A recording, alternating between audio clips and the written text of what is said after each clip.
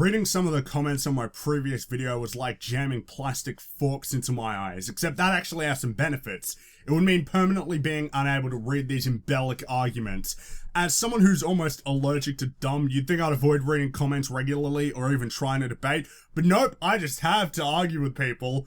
But despite the almost debilitating headaches that followed, I noticed something of a trend in the responses that kind of sparked my interest.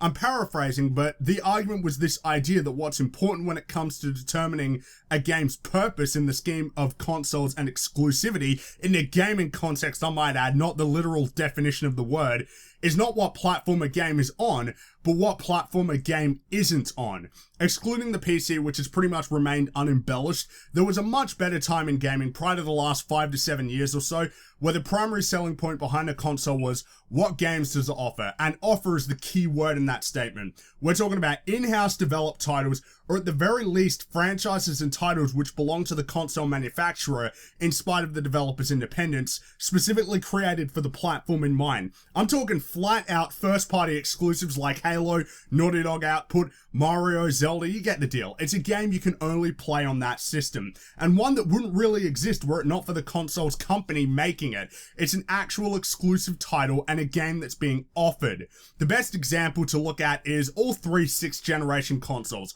all of which were very good. The PS2, Xbox, and GameCube had a whole bunch of first-party exclusive titles that were not available on any other system, often developed by in-house studios or at least collaborations. There was no such thing as a console exclusive back then.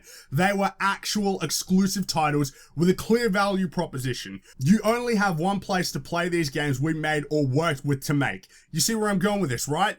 As I mentioned before, the games doubtless wouldn't have existed were it not for an in-house studio developing it, or the game getting equity from the console's company, or said company owning the IP itself.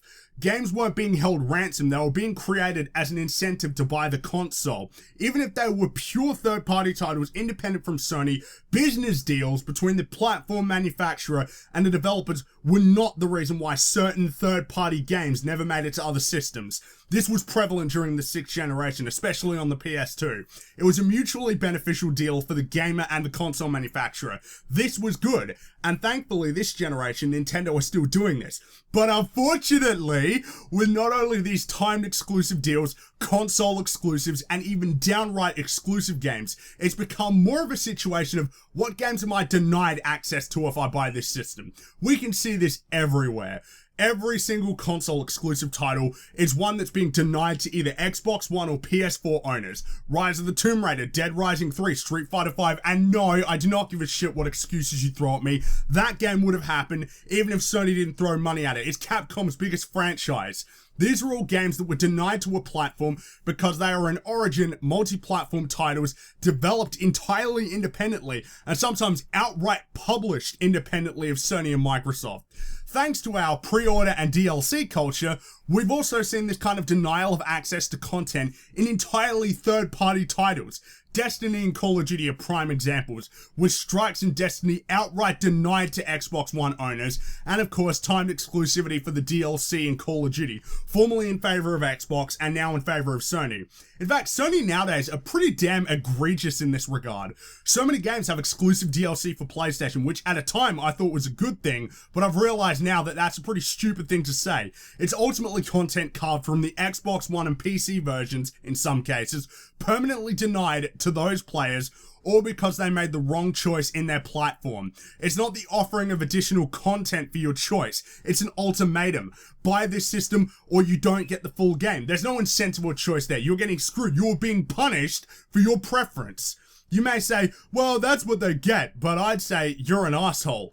Irrespective of whatever platform one chooses, the inability to access games or content should not extend to third-party titles, because at that stage, it is no longer the offering of additional games or content. It is the denial and ransom of games and content. They're very two different things. A game that's being made by Sony or Microsoft, it makes sense for them to not want to just throw it out there, but if it's a third-party title, it would make more sense for it to be on multiple systems.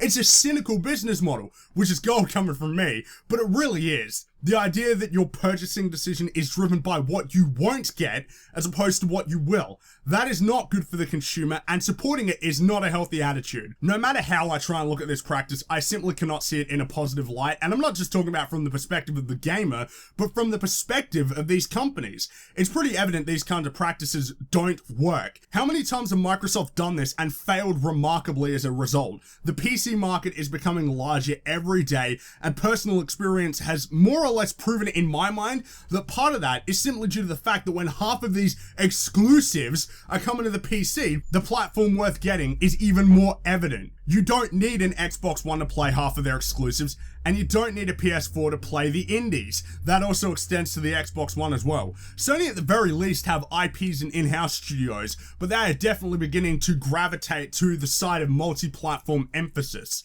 To wrap this up, I'm just going to say that it's pretty foolish as a gamer to try and defend this kind of scheme, because you're more or less saying you're okay with games being flat out denied to certain gamers because they chose wrong. It's not the same as Microsoft or Sony developing their own games and offering them on their console. They're not even remotely the same.